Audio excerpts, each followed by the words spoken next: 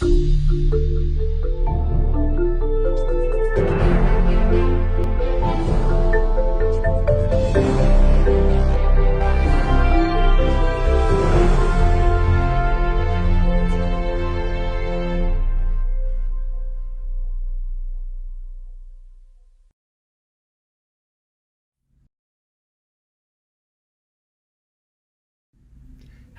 and welcome to Hopkins at Home. Thank you for joining us. My name is Chris Park. I'm a sophomore at the Krieger School and a member of Hopkins Votes. I joined Hopkins Votes because I believe our votes will determine the course of our nation for years to come. Today's presentation is presented in partnership with Hopkins Votes, a nonpartisan voter registration and participation initiative which aims to provide all Hopkins students with the resources and information necessary to register and cast their ballots. You can learn more in the description below the player. I have the pleasure of introducing the presenters, Senator Barbara Mikulski, Professor Lester Spence, and the moderator, Shauna C. Bryce. Senator Mikulski, a lifelong Baltimorean, was elected to the Senate in 1986 after 5 terms in the House of Representatives and service on the Baltimore City Council. During her tenure, she was awarded the Presidential Medal of Freedom by President Barack Obama.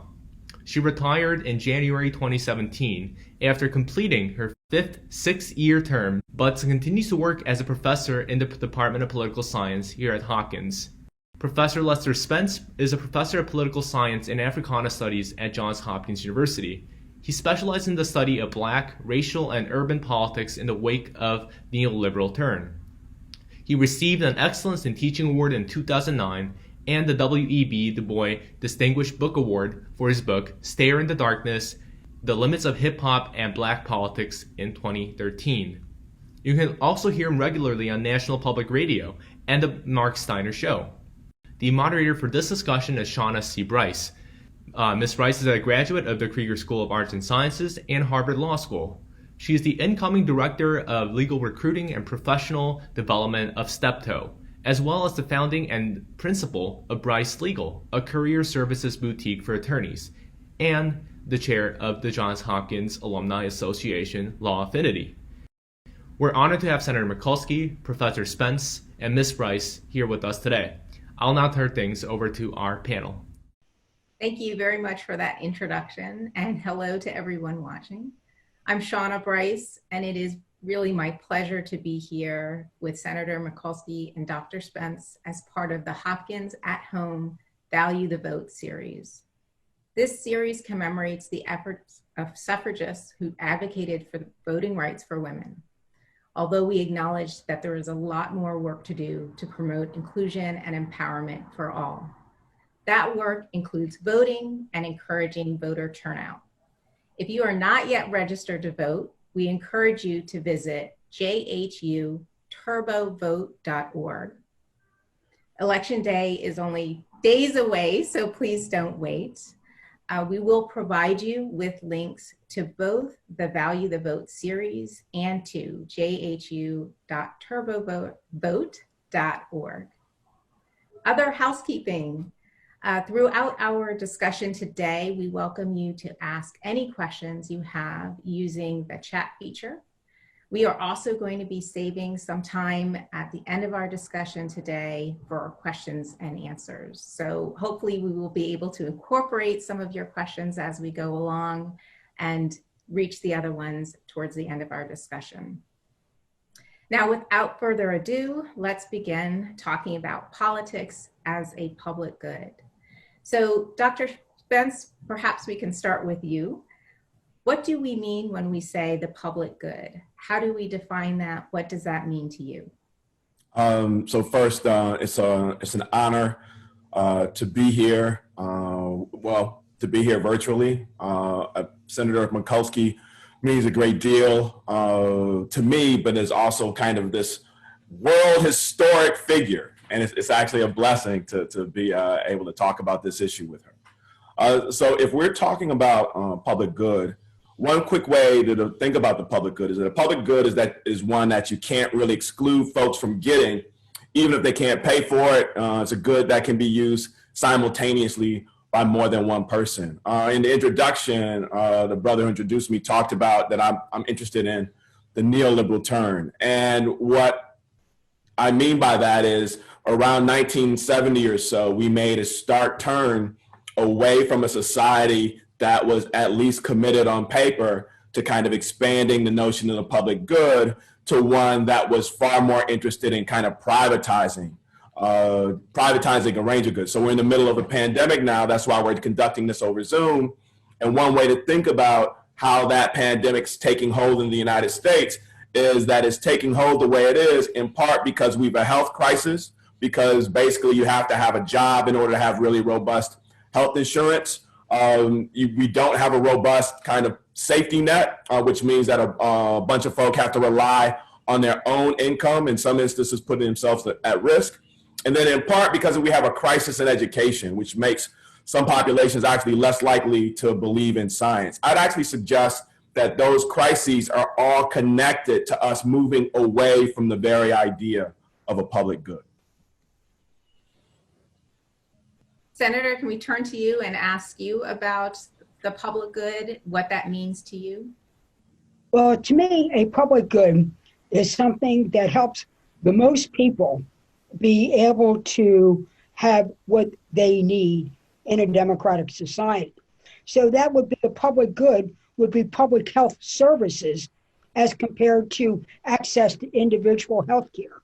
Both are good, but public health then could be broken down. All Baltimoreans, all Marylanders, all Americans should have access to good, clean water. Now, look at the crisis in Flint, Michigan, where they didn't have water. So public good would be water. Another public good, which I believe we need to deal with now, is connectivity to the internet. We have a substantial number of Baltimoreans and families in our own state that do not have access to the internet. Now, well-meaning people and good people are going to buy Chromebooks for kids, but if you're not connected, that's like giving somebody a lamp and no electricity. These are public goods. So these are the kinds of things that are often advocated primarily through government, where the most services are provided to the most people in an equitable way. And that's what we should be striving for. That's right. That's absolutely. So, Senator, you alluded to technology. And so I guess what falls into the category of a public good can change over time, right? So can you talk more about how that changes over time? How, something starts off maybe being as something that's just for a privileged group of people, but becomes more mainstream and then ultimately ends up as something that you would categorize as a need or a public good. So for example, internet access. Well, public goods are, first of all, are fundamental, like the necessities to meet common human needs: clean water, clean air. Another public good would be public schools that are not separate and certainly not equal. Then now I truly believe that access to the internet is a public necessity, and it's an individual necessity. You cannot apply for a job. You can't take job training. Our kids can't go to school. I believe that the digital divide is one of the big civil rights issues currently facing us, along with the need for police reform and others. But closing the digital divide needs to affect everybody.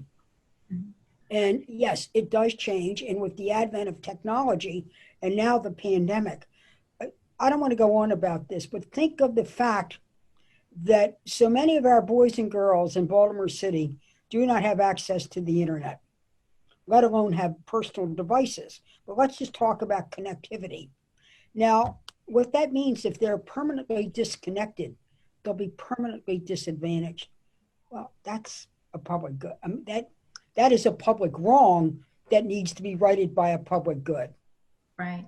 And I think, we're talking about with access to the internet being just a basic requirement these days. If it wasn't obvious to people before the pandemic and work from home, it's certainly obvious to people now that it's very difficult to get around without that.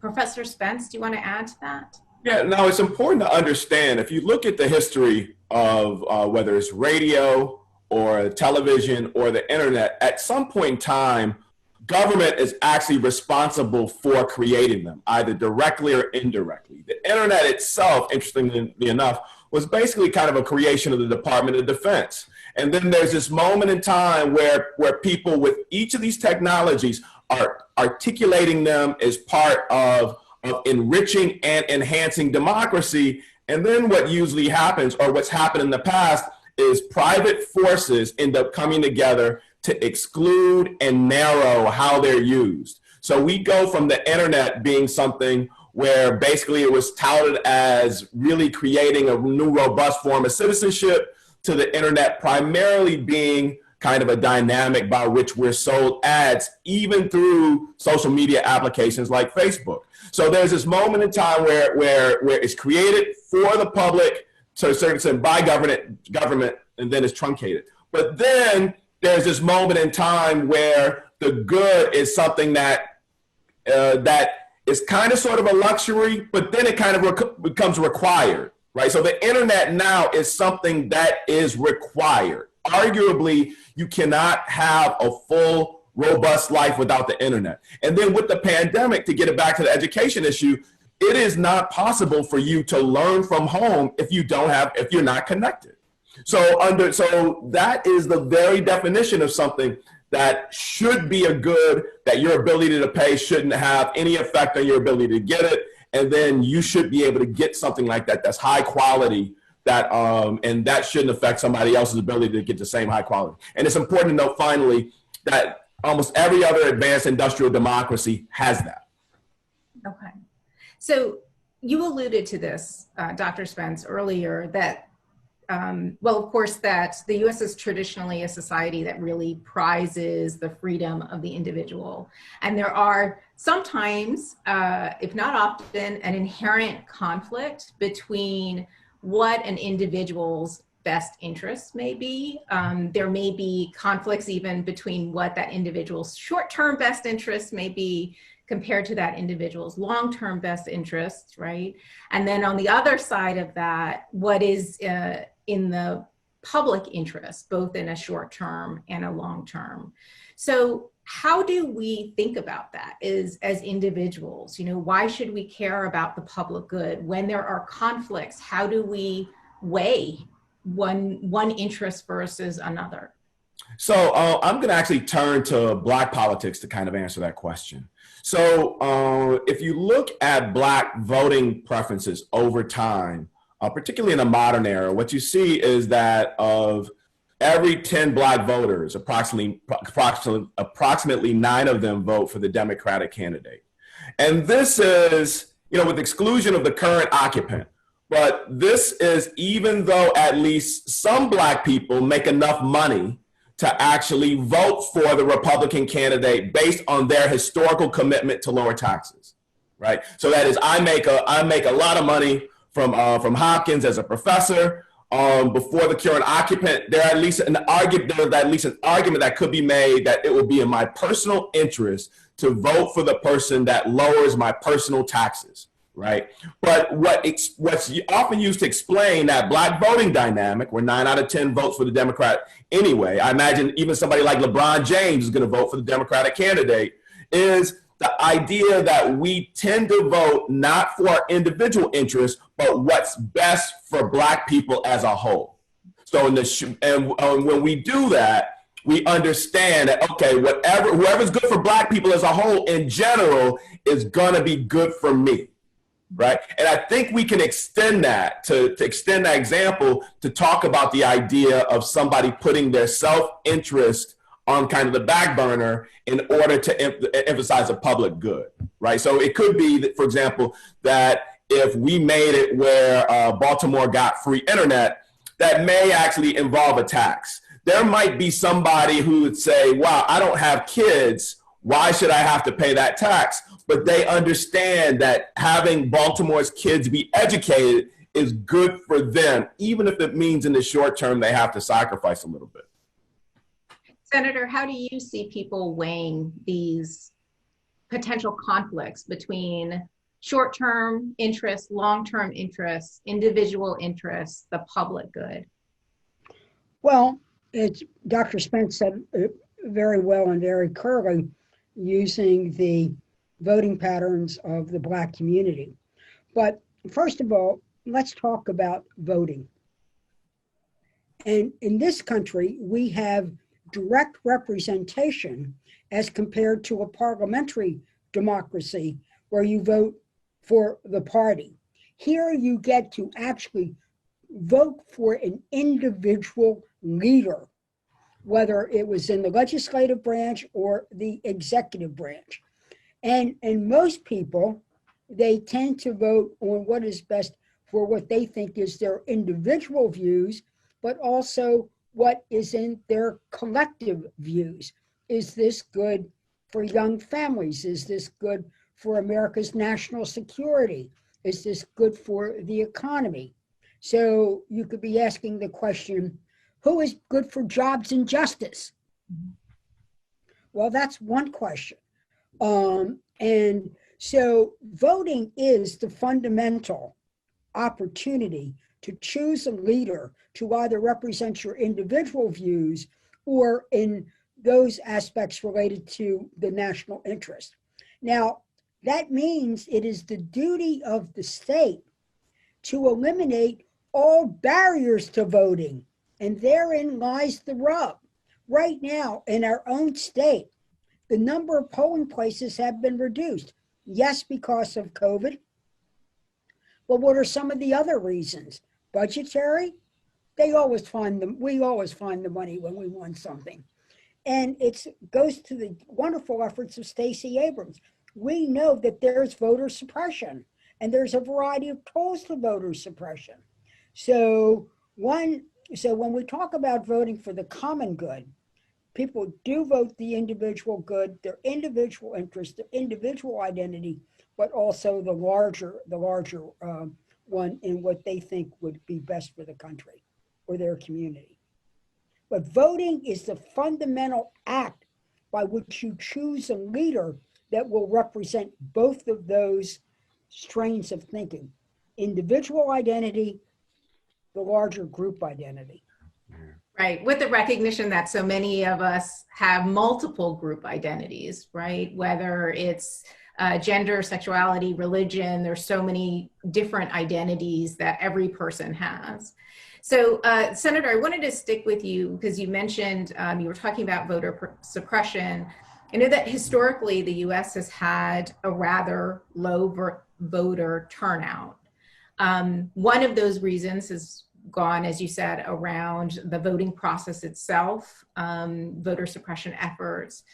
But there's another reason, which is simple apathy, right? Where people feeling like their vote doesn't matter, or they don't care, or they don't know enough about the issues. So can you talk a little bit about how you see our obligation to vote and whether or not it makes a difference, how it makes a difference if you know, an individual doesn't vote? Well, I'm so glad that you brought this up, Ms. Bryce, because I would, first of all, you know, when we're on the verge of a presidential election, I don't want the largest voting bloc in America to be the no-show. That whoever we pick, and my politics are well known, you know who I'm for, we don't need to go into that today. But what I am for is majority rule and then following a rule of law. That's what are the pillars of democracy. So to motivate people to vote, one, they have to think that their vote makes a difference. And I want to say hats off to the way Hopkins has really been through turbo voting and a variety of tools that are provided by the leadership to encourage the students to register to vote and to participate. But voting does matter. There are many elections that are decided sometimes by less than 15 or 20 votes. One of the great representatives of Maryland, the late, great Congressman Pete Perrin J. Mitchell, was the first African American to be elected to the congressional delegation. I had worked with Congressman Mitchell on the poverty program, was so thrilled when he ran for the Congress, running against the political machine and being a Black man. He won by less than 30 votes. He goes on to an enormously distinguished career in Congress. Those votes made a difference. And so if you want the leader, don't complain if you don't vote, but you do get a chance to vote for your leaders, not only for the executive branch, a president, a governor, a mayor, but also for the legislative branch. And in some instances, even things like the school board. This is why the election for both the executive and the down ballot is so important. And you've got to get out there and do it.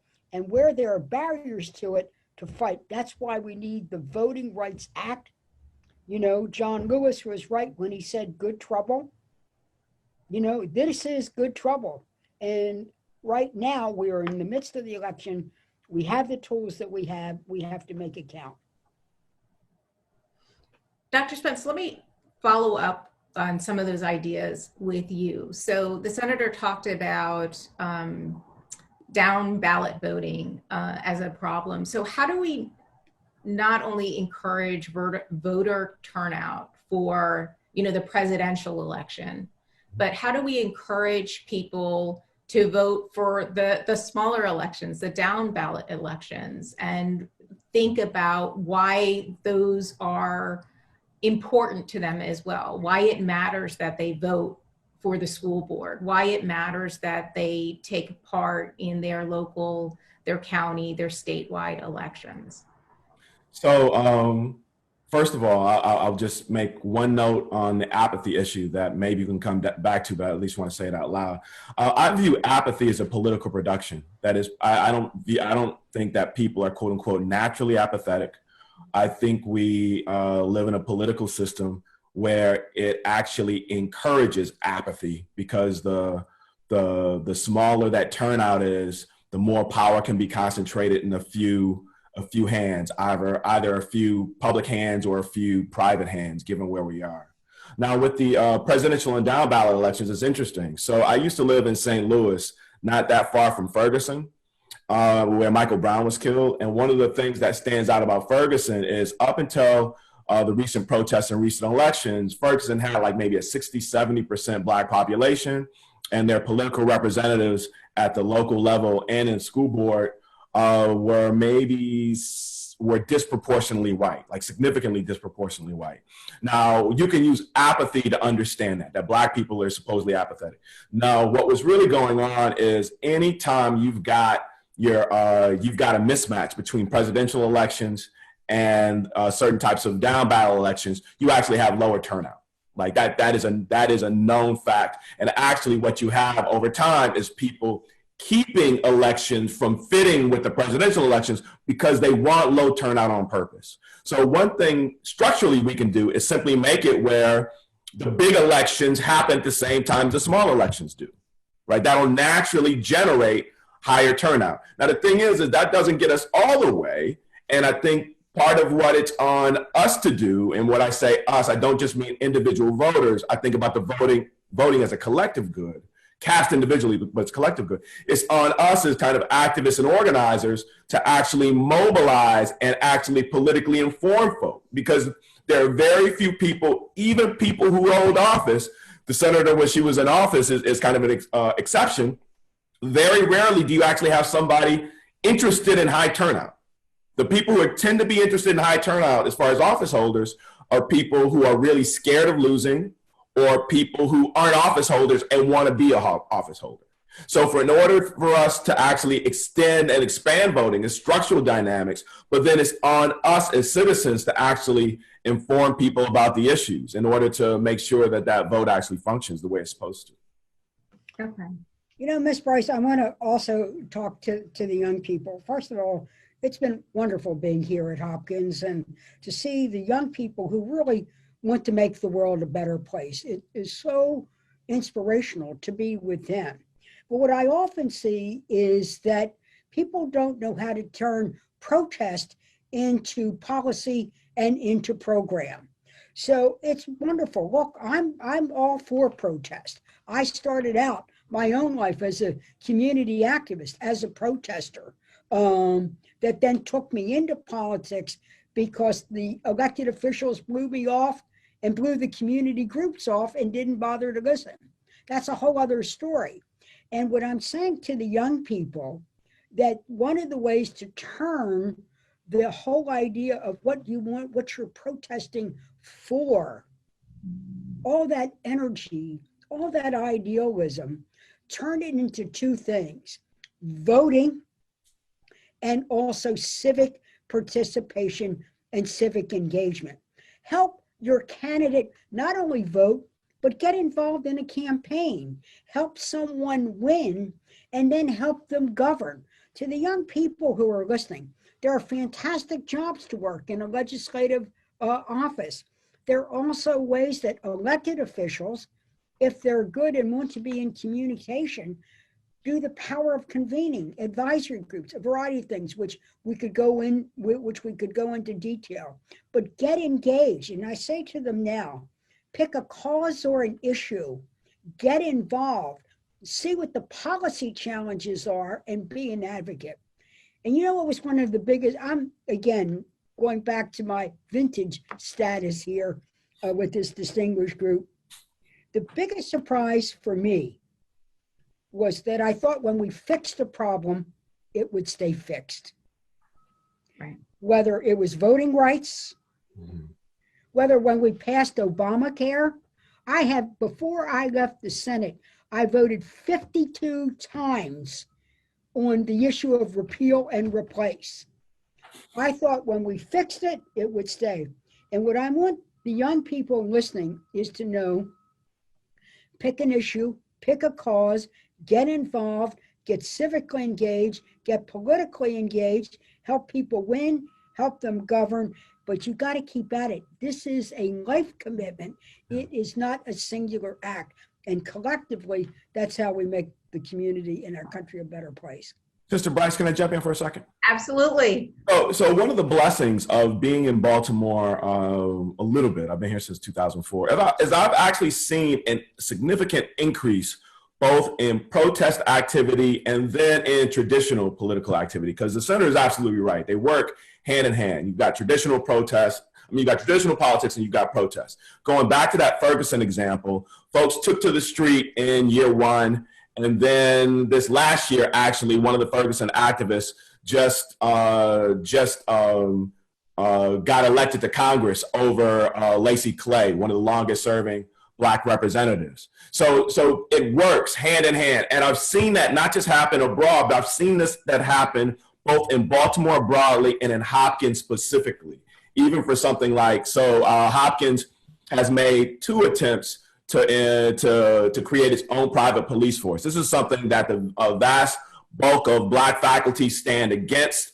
I'm against it with all my heart. A number of folks in broader Hopkins and Baltimore community are against it.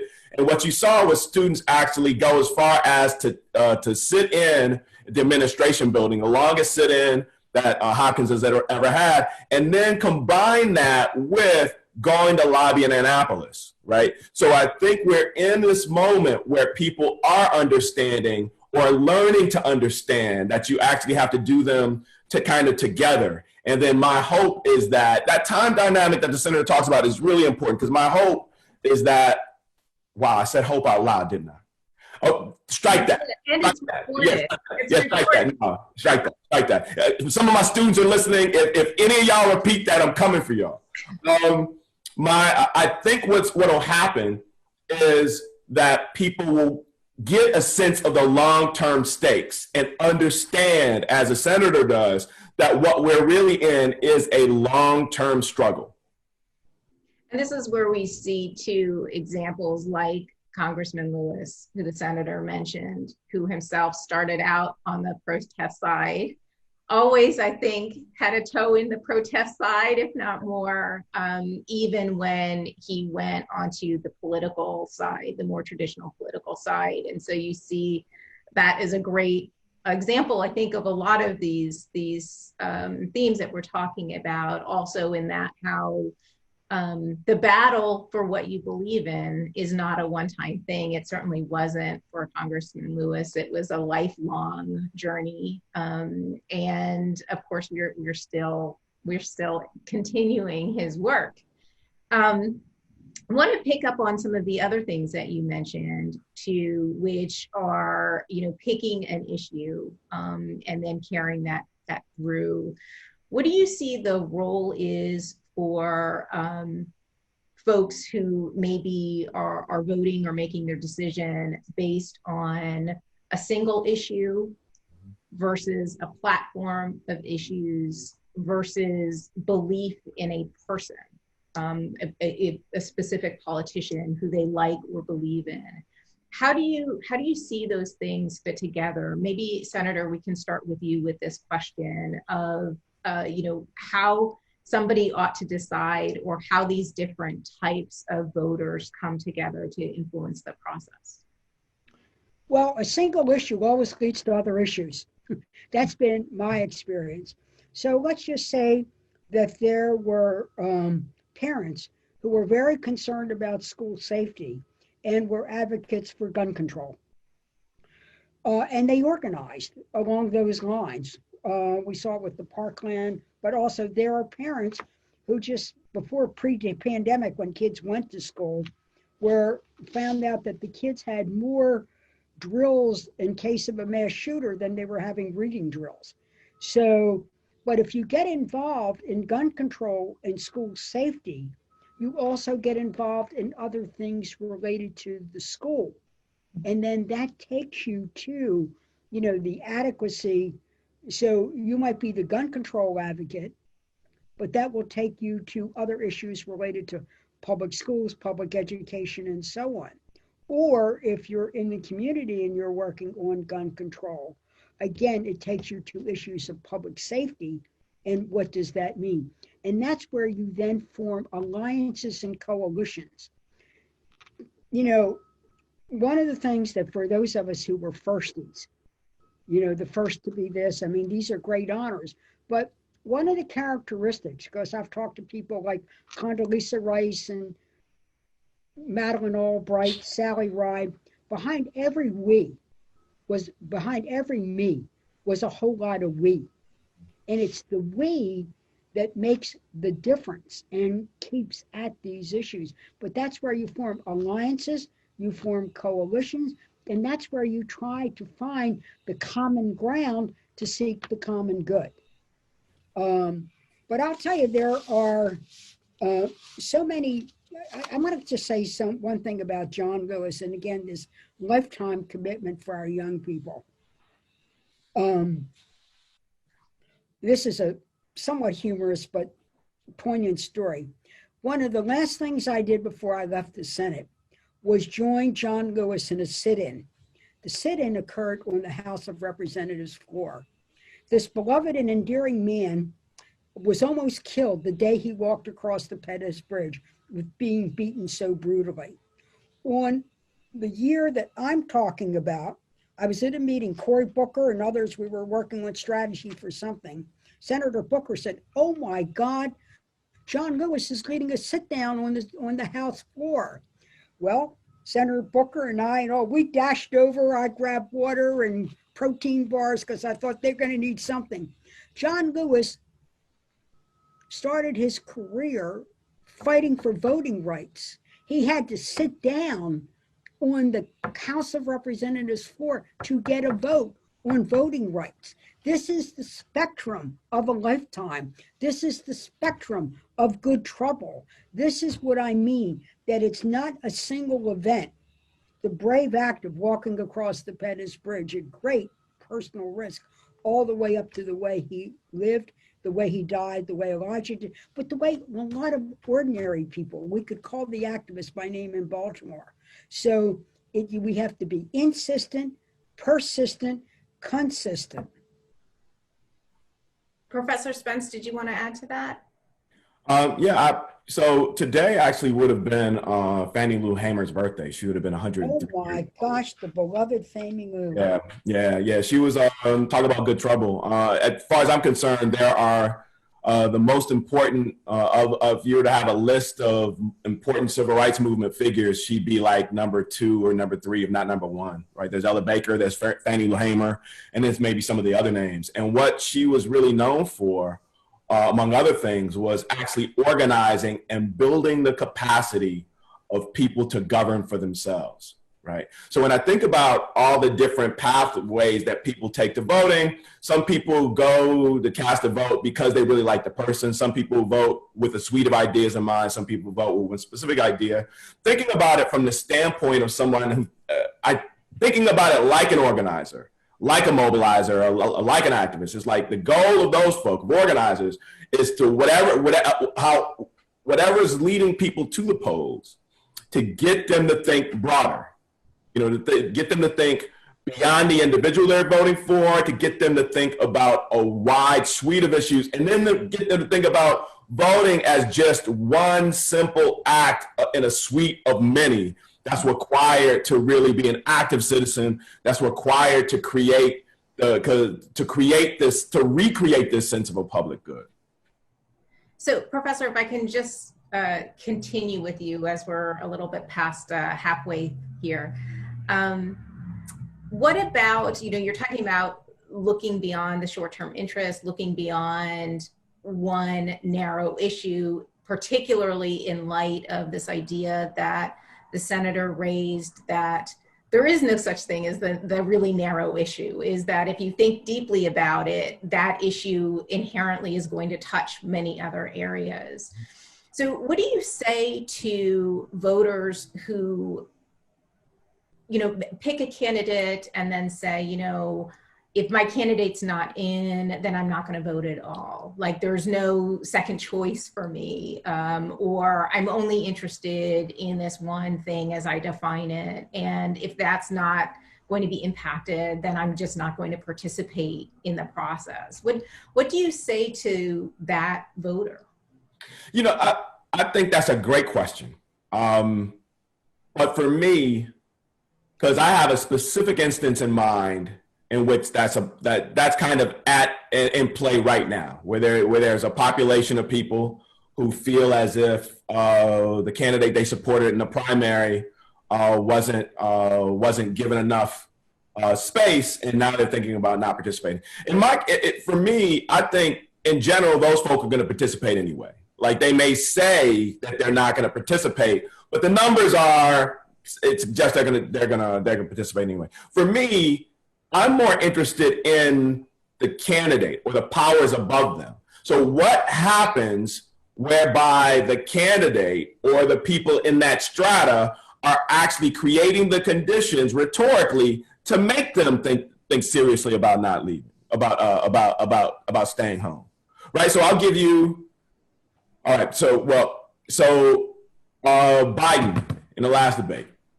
Trump consistently, besides Trump being Trump consistently made statements to Biden that made Biden actually kind of give the left a stiff arm, right? To actually kind of speak against the left. And the left at some point is going to have to vote for him. He's relying on turnout from the left. We're in an election that isn't a bell curve, right, with everybody in the middle. It's the opposite, with everybody on the left or the right. Now, what Biden should have done in that moment is been quiet. If he couldn't figure out a way to keep to actually say we are one body of voters and we're going to actually stand as one body of voters, then if he couldn't figure out a way to do that, he shouldn't have said anything.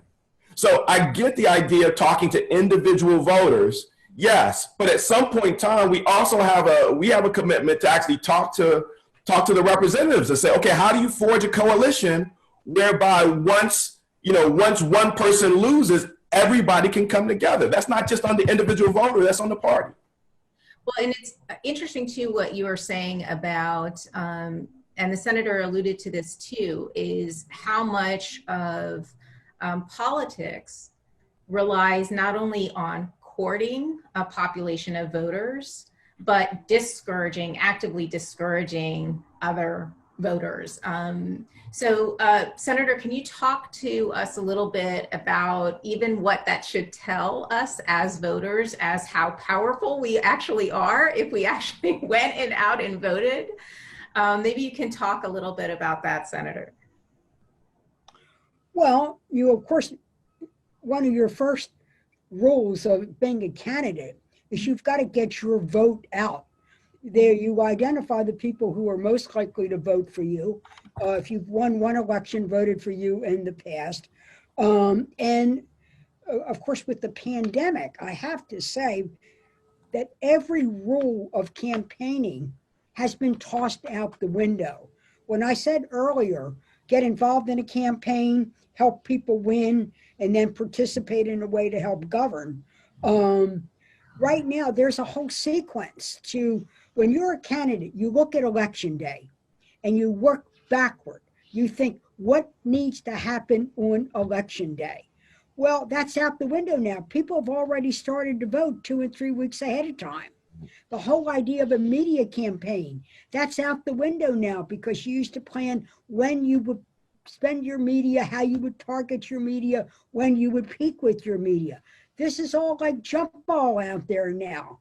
So this is like an election like we've never, ever seen. But I'm going to come back to the usual and customary. This is why you have to look at a constellation of people that you're voting for. This is why I come back to the down ballot. So you're going to vote for a presidential candidate. You might also be in some states voting for a gubernatorial, but you'll also be voting for Senate and House of Representatives. Who controls those two bodies also controls the agenda. There is a reason why with 8 years of Obama, we didn't get done what all we wanted to get done.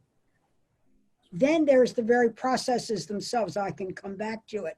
So who is in charge of the Senate will determine a good part of the agenda. Even if we, in my case, I am of course an unabashed supporter of Joe Biden, but others of course will have another choice. But if you have the Democratic control of the Senate, you better be sure we're moving. So then let's go to really the dynamic people like the Squad. I love the Squad. They're heart and soul reformers. They propose a Green New Deal. It's an expensive idea. But and then you follow the regular order. If you had people in charge, like the way Speaker Pelosi is, you hold hearings, you listen to experts, you listen to people, everything from the coal miner to those who want a carbon tax. You vet ideas and then you vote on the best ideas.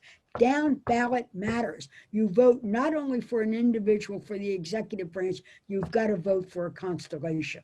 And real quick. Oh, go ahead. I was going to ask you to add on to that and talking about down ballot and how people who are down ballot are so important because they can often are gatekeepers of the process. They control a lot of the process. They control things from, budget to our judges to other sorts of things. So Professor Spence? So real quick, when we were planning this, we were like an hour isn't long enough. So I need y'all to do me a favor. If y'all are like watching this and y'all agree with me, send them messages. This is way too short. So if you think about the two most important movements over the last, say, 10 to 20 years in the United States, one will be Occupy Wall Street, the other will be Black Lives Matter. Both of those movements, if we were to kind of put those, the ideas of those movements into policy, both of them require down ballot representatives. Policing, most specifically, because police is not a federal issue. Like a lot of people are organizing federal officers, but police policy is a state and local issue. So if you're not really attuned to those dynamics, then you're not going to be, if you're only thinking the president's going to stop it, if you're only going to thinking even somebody like the senator or the congressional representative is going to be able to do something, you're actually looking at the wrong place, right? So, and then at the local level, things like, so Baltimore spends $500 million on policing. You're not going to be able to stop. You can do something with that at the national level, but a lot of that stuff is going to be local organizing. Right. So, what can people do, right? So we've talked about the act of voting itself and how important that is. So please, again, if you are not registered to vote, please get registered. If you are registered to vote, please vote, right? So beyond the act of voting, which is cyclical, right? It's a moment in time.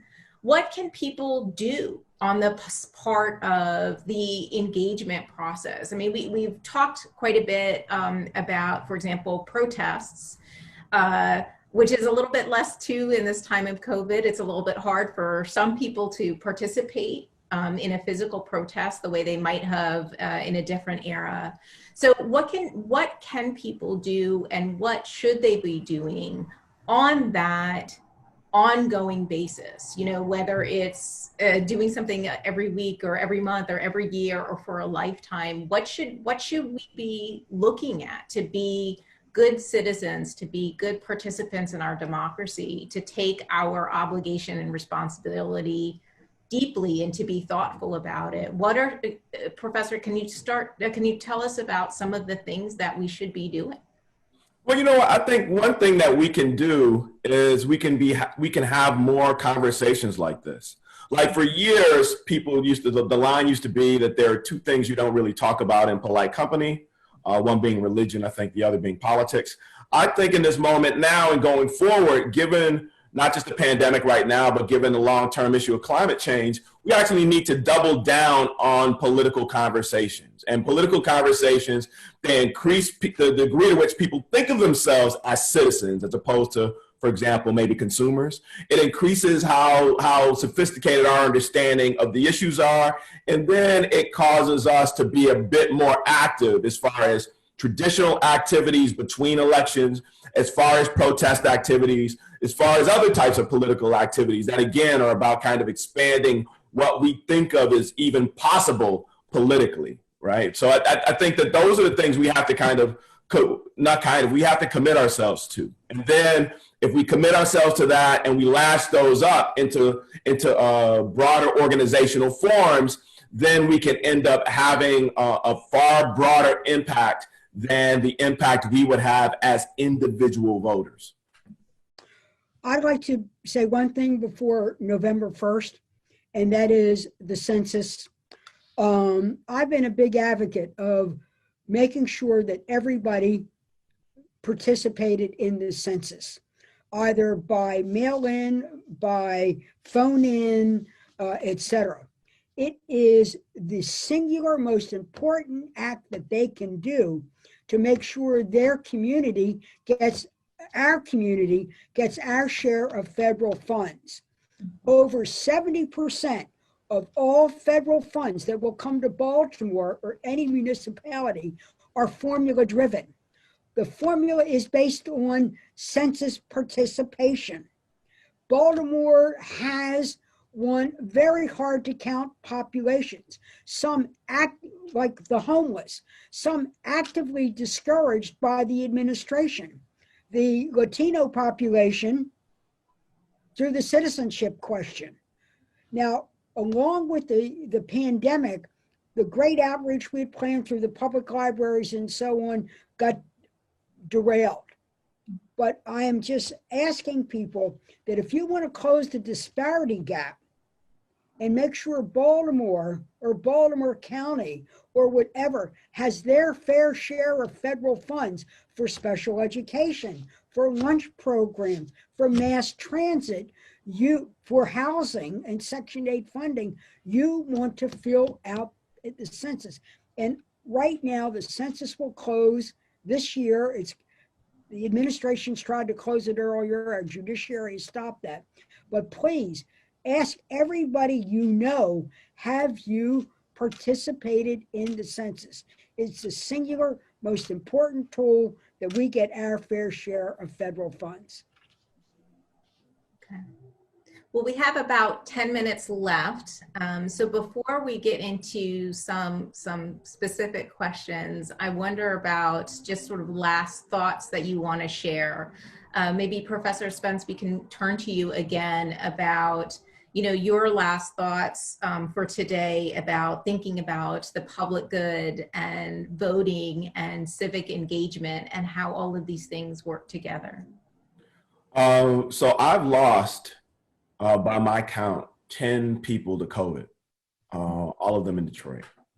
If you think about the pandemic, and by the end of the calendar year, it's very possible we'll have as many deaths due to COVID as we lost in all of World War II.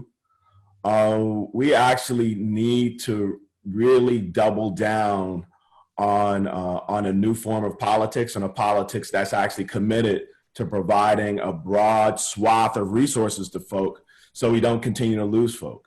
We have to, given, again, climate change is going to be really important. We're already losing large chunks of the ice shelf.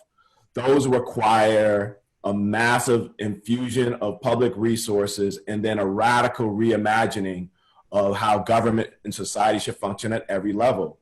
The only way to do that is for us to kind of double down on politics rather than running away from it. This is just the beginning. And Senator, do you have some last thoughts that you want to share before we turn to some questions for our last 10 minutes?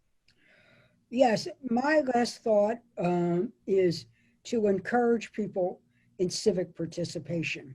Elections occur at certain times, but civic participation is an enduring call every day, all year.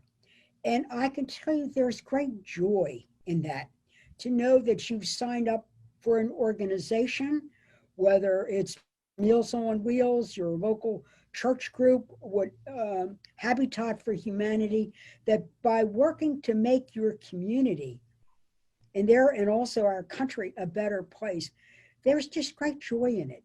At the end of the day, no matter what, you've made a difference. And I believe that each and every one of us can make a difference through civic participation. And then when we work together, we can make change. That's great. So I think one of the things that we are all learning too during this tumultuous year of 2020 is that far from being some removed abstract concept, is politics really touches everything. It touches all aspects of our daily lives. And we do have a few questions from our audience about how they might be able to get involved on a local level. Like, how do you have recommendations for how they can start? I'll leave that to either of you, either of our panelists, if they want to jump in. Well, one, volunteer in a campaign. In these closing days, one would be to volunteer in a campaign where people are trying to get their vote out. In Maryland, the races are centered primarily on the president and the congressional races. So that's one way to be definitely involved. The other is really to canvass your friends to make sure they've done the census. I'm hot about this because I am so concerned that, and this is a nationwide problem, partly because of COVID, partly because of the administration, just as they've done voter suppression, are doing census suppression. And census participation is a disengagement one. And quite frankly, it robs people of opportunity, like special education money. So do that and then look ahead to the future. And, be best at what you're best, be best at what you're needed for. Professor Spence, did you want to add to that? No, but I did see, but I see, because there's only a few minutes, so I see a few of the questions in the chat. Other questions popping up. Did you see one that particularly interested you that you want to tackle? I'm gonna try to go through a few of them quickly. So Sam asks about public goods provided by the state. Should are there chances for spaces for private allocation? I'd say the private folk, private firms either compete with each other over providing goods, or they're more efficient at providing public goods. Neither competition nor efficiency are good values with which to allocate public goods. They just don't work. So there may be goods that private firms can allocate, but there aren't that many. Cindy asked about this election. There's been less focus on specific policies. If Biden wins, how do you suggest we pivot our energy post-election? What we're gonna have to do, regardless of who wins, is really push. If Biden wins, we're gonna have to push him from the left to really think about things like the Green New Deal, to think about kind of an aggressive reimagining of what the public should be in the wake of COVID and given climate change. What Senator says is right about the census. We're not going to be able to sit down after this election. We're just going to have to keep running. I want to talk about holding politicians accountable. Yes. Which is very good, because it's the legislative branch that holds the legislative branch accountable. So the legislative branch can focus through its oversight responsibility. And that is absolutely crucial.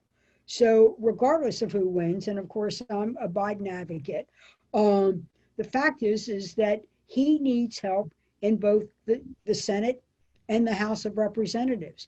If either is in charge, it's to push for the oversight responsibility of the agencies.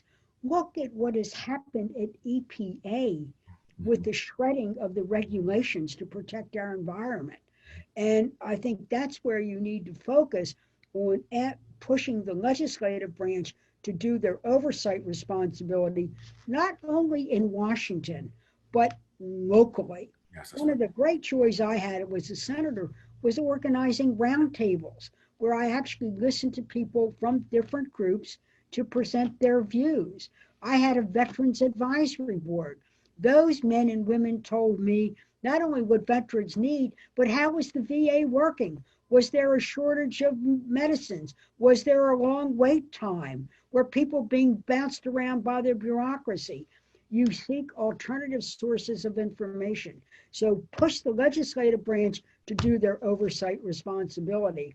They do their oversight responsibility, the government will work better. That's right. So what are some of the ways that an individual can help hold their elected officials accountable? I think that one of the ways, of course, an individual, tell them when you like something. You know, I actually kept track of, and I recommend establishing a rapport, but I actually kept track of my phone calls every day, were they for or against a big issue that was on the floor, the mail and the email. We actually listen and are watching that. Not only is this going to get me elected, but what are the people saying? What are they saying? And then that's also when they come back home, I really think an individual needs to belong to a group. Invite them. We elected officials love to come to something. You know, I went to a roundtable on special education in Anne Arundel County.